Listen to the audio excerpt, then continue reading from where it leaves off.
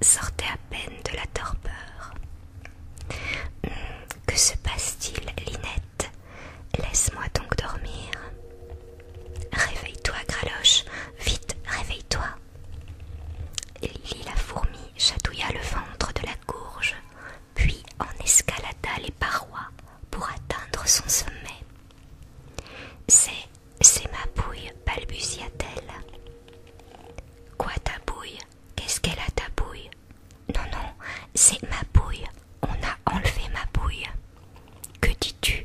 On a enlevé ma bouille, la citrouille, s'affola la courge. Oui, c'est ce que je me tue à te répéter. Mais qui ça on? Interrogea la reine, désormais bien réveillée. Les poireaux disent que c'est le jardinier. Que pourrait-il bien faire de ma bouille? Aucune idée. Cependant, je suis très inquiète, marmonna la petite fourmi. Très bien, Lily. Fais-toi emmener par un bourdon jusqu'à la maison du jardinier et vois ce qui se trame. Alors, la petite fourmi choisit un bourdon Boeing rapide comme l'éclair et fut rendue en un rien de temps sur le rebord d'une des fenêtres de la maison. « Attends-moi là, ordonna-t-elle, avant de se faufiler à l'intérieur.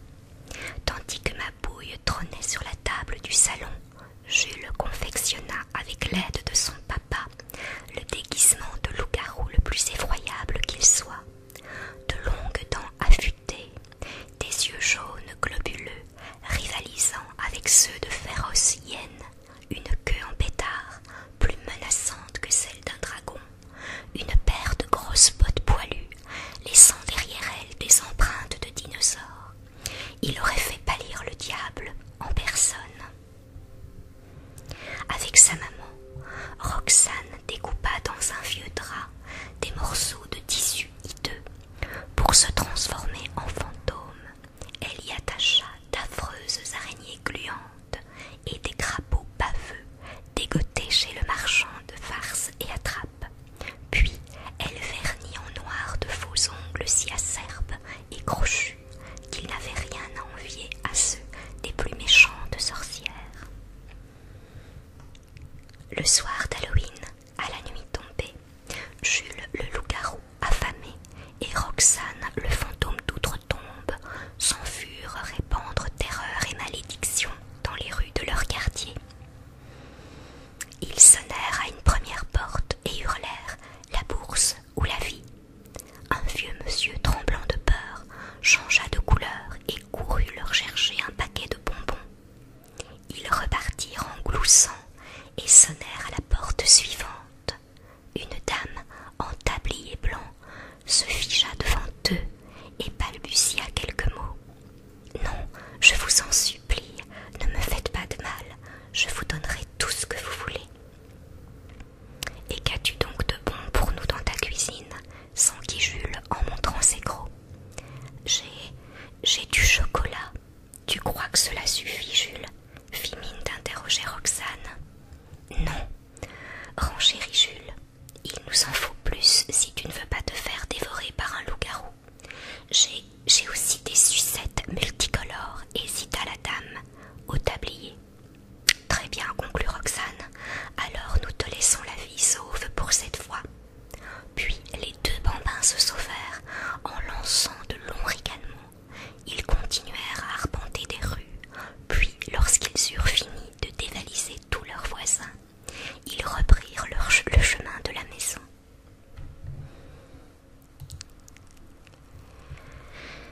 Jules et Roxane marchaient maintenant dans la pénombre, réalisant soudain combien la nuit était dense et particulièrement silencieuse ce soir-là. Dit Roxane, « Tu ne trouves pas qu'il y a quelque chose de bizarre ?»« Bien sûr que non, répondit-elle fermement. Pourtant j'ai l'impression qu'on nous espionne. »« Ne raconte pas de bêtises, Jules, et puis je suis là pour te protéger. » Roxane essayait de rassurer son petit frère autant qu'elle-même. Au même moment, il y eut un drôle de bruit, une sorte de fourmillement qui venait d'un amas de poubelles au coin de la ruelle. « Qu'est-ce que c'est ?» bredouilla Jules. « Mais rien, je t'assure. Presse-toi donc un peu, plutôt que de jacasser. » Les frémissements se firent plus intenses. « J'ai peur, Roxane, j'ai mis le petit garçon tout penaud. »« Fais-moi donc confiance. D'ailleurs, je vais te prouver qu'il n'y a rien à craindre. Viens, suis-moi. » Jules s'exécuta, ne désirant rester seul dans le noir, sous aucun prétexte. Les deux bambins se rapprochèrent des poubelles, tandis que les grouillements angoissants augmentaient encore. Roxane prit alors ce qui lui restait de courage à deux mains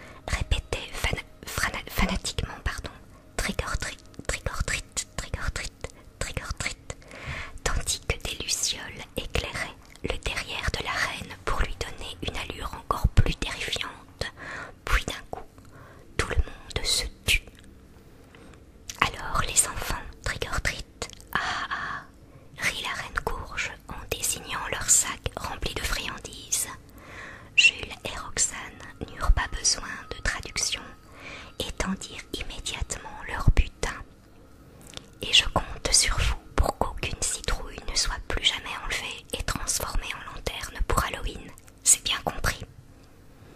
Les deux enfants terrorisés baissèrent la tête. C'est bien compris, répéta la reine Gourge. Oui, madame, finit par acquiescer Jules, en allant cacher le bout de ses dents de loup-garou dans les draps pendouillants de sa grande sœur.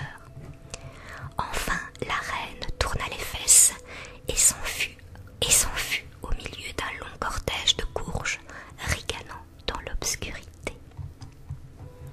Cette nuit-là, au potager, courges, poireaux, araignées, fourmis et autres vers de terre qui s'étaient mobilisés pour venger Mabouille la citrouille, festoyèrent longuement en dégustant bonbons, chocolats et sucettes colorées. L'année suivante, Jules et Roxane se déguisèrent à nouveau pour Halloween, mais insistèrent bizarrement auprès de leur papa pour qu'aucune lanterne ne vînt éclairer la table du salon. Voilà. J'ai trouvé que cette petite histoire était amusante. Il y en avait d'autres beaucoup plus effrayantes, mais bon, je sais quand même qu'il y a des enfants qui sont sur ma chaîne, je ne voulais pas leur faire peur non plus, quoique quand on voit ma tête, et me dire qu'elle pouvait franchement se permettre. Enfin voilà, j'espère que vous passez un très bon Halloween. Je voulais encore vous remercier pour tout. Voilà, je vais bientôt sortir aussi une vidéo multi-déclencheur spéciale 5000 abonnés